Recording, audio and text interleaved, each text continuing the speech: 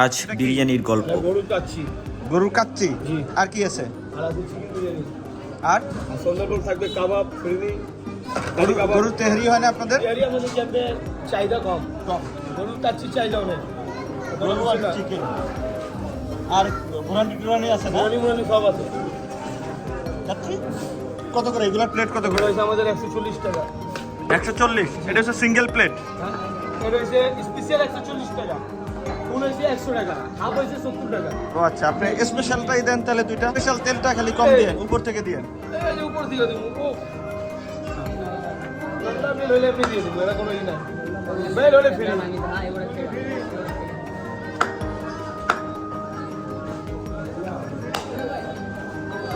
Byte চেহারার মতো কাচ্চিও পরিষ্কার না? এই এই এটা হচ্ছে 140 টাকা। ঠান্ডা দিনের নতুন আলু দিয়া। ঠিক আছে, দুইটা দেন। আসসালামু আলাইকুম প্রিয় শুভাকাঙ্ক্ষীবৃন্দ, এতক্ষণে নিশ্চয়ই বুঝে গেছেন যে আমি আসলে কোথায় গিয়েছি। চলুন যেতে যেতে কথা বলি।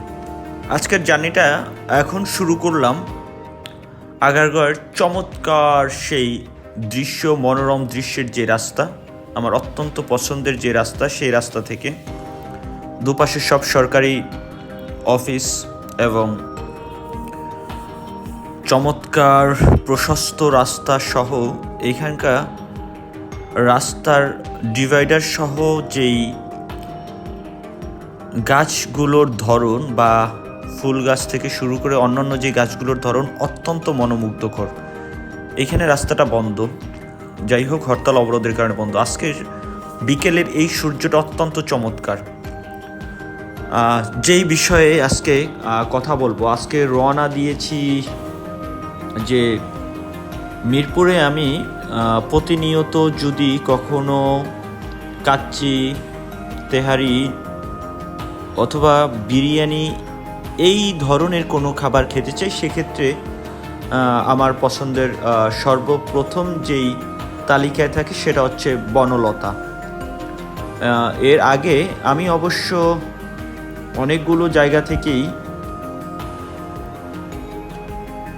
বিরিয়ানি, তেহেরি অথবা কাচ্চি খেয়ে দেখেছি, বিশেষ করে সুলতান ডাইন, কাচ্চি ভাই, বনলতা, নান্না, হাজি, হানিফ। দীর্ঘ সময় ঢাকায় থাকার কারণে আর এই ধরনের কোনো খাবার বাকি নেই। আজকে সূর্যটা, বিকেলের সূর্যটা খুবই সুন্দর, অসম্ভব রকমের সুন্দর লাগতেছে, মনোমুগ্ধকর। আপনার ঠিক এই টাইমটাতে, যেই টাইমে সূর্যটা অস্ত যায়, এই টাইমে সূর্যটা খুবই সুন্দর লাগতেছে। আমি এখন চলে আসছি আগারগাঁও থেকে পার হয়ে শ্যামলী যে শিশু মেলা, এইটা দিয়ে আমি আজকে যেই জায়গায় যাব, বিরিয়ানি তেহেরির যে স্পেশাল জায়গা, সেটা হচ্ছে আমি যাব আজকে জেনেভা ক্যাম্পে। জেনেভা ক্যাম্পে অবশ্য বোবার বিরিয়ানি আর হচ্ছে কামাল বিরিয়ানি। আমি বোবার বিরিয়ানি এবং কামাল বিরিয়ানি দুইটাতেই একাধিকবার টেস্ট করেছি। যেই স্বাদের তারতম্য, তাতে আমার মনে হয়েছে বোবার বিরিয়ানিটা শুধুই মানুষের মুখে মুখে আসলে বহুল প্রচলিত শব্দ অনুযায়ী বিখ্যাত হয়ে গিয়েছে, কিন্তু স্বাদ এবং গুণগত মান দিক দিয়ে কামাল বিরিয়ানি বেস্ট। এখন আমি চলে আসছি হসপিটালের এই সিগন্যালটা পার হয়ে, এখন আমি আসলে আগাচ্ছি জেনেভা ক্যাম্পের দিকে। জেনেভা ক্যাম্পের এই মোড়টাতে হচ্ছে যে মুস্তাকিমের কাবাব অথবা স্যুপ। আসলে মুস্তাকিম দিয়েই এই এলাকাটা বেশি পরিচিত। আমার এই হাতের ডান পাশে মুস্তাকিম ব্রাইটিস কাবাব অ্যান্ড স্যুপ, এই পাশেও মুস্তাকিম ব্রাইটিস কাবাব অ্যান্ড স্যুপ। এখানেও আসলে আমি আমার কলিগদের সাথে খেয়েছি। অনেক বেশি যে সুস্বাদুকর বিষয়টা এরকম না। যে বিষয়টা জেনেভা ক্যাম্পের এই দিকটাতেই আসলে এসে প্রথম আমি নির্বাচনী প্রচারণা, যেই দ্বাদশ জাতীয় সংসদ নির্বাচন হতে যাচ্ছে, সেটা যেরকমই হোক না কেন, সেটার আসলে আজ থেকেই প্রচারণা, মানে ব্যানার ফেস্টুন টানানোর অনুমতি নির্বাচন কমিশন থেকে দিয়েছে। জেনেভা ক্যাম্প, আসলে সব ধরনের ক্যাম্পগুলোর ধরন অলমোস্ট সেম।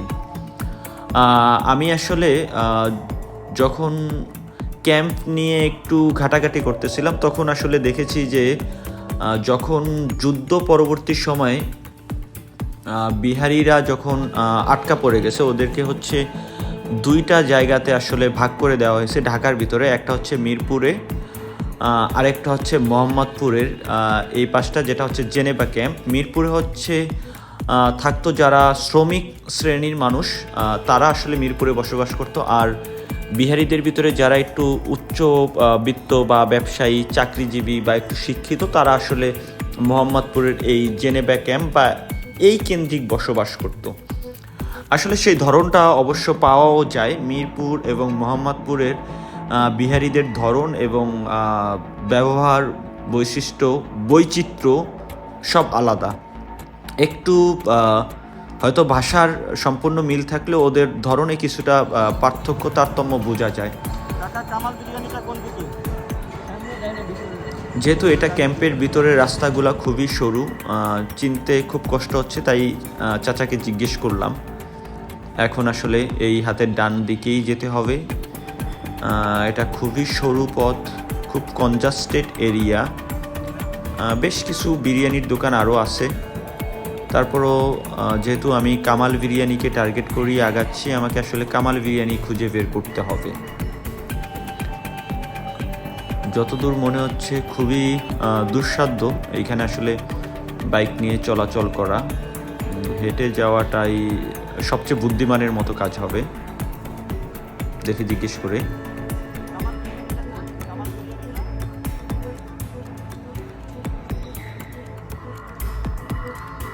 যতদূর মনে হচ্ছে আমরা প্রায় চলেই আসছি, যেহেতু আগে পরে আমি এসেছি এবং সত্যি চলে আসছি। এখানকার এক দোকানেরই এক ভাই। কামাল বিরিয়ানির সবচেয়ে বড় যেই বৈশিষ্ট্য সেটা হচ্ছে আপনি রীতিমতো অবাক হবেন যে ঢাকাতে আপনি গরুর মাংসের কাচ্চি পাবেন 70 টাকায়। হাফ প্লেট কাচ্চির দাম 70 টাকা।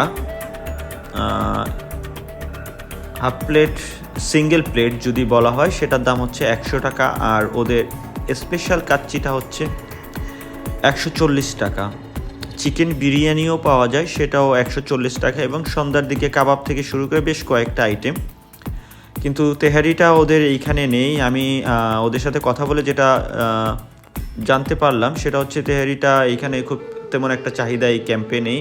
তা ওনার মুখেই আসলে শুনলাম এইখানে গরুর কাচ্চিটার চাহিদা অনেক বেশি এবং গন্ধও খুব ভালো। এবং আমি আসলে ভিডিওটা দেখানোর চেষ্টা করতেছি। আমি দুটা স্পেশাল কাচ্চি নিব এবং এটা স্বাদ সম্পর্কে আপনাদেরকে একটু বলবো।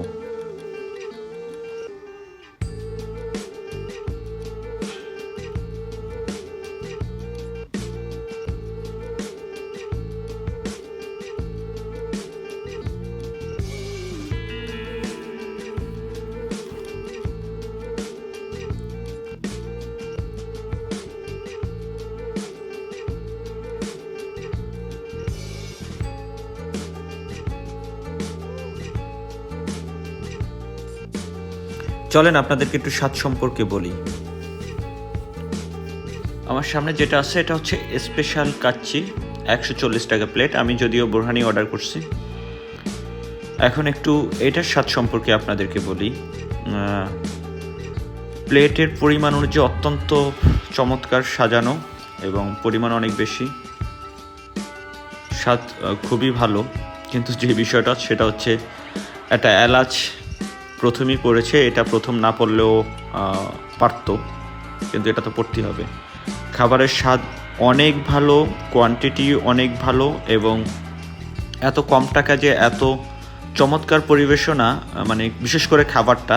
জায়গা তো কনজাস্টেড, এটা নিয়ে বলার মতো উপায় নেই। ক্যাম্পের ভিতরে আপনাকে আসলে খাবারের স্বাদ খুঁজতে হবে, জায়গা নয়। Thank you.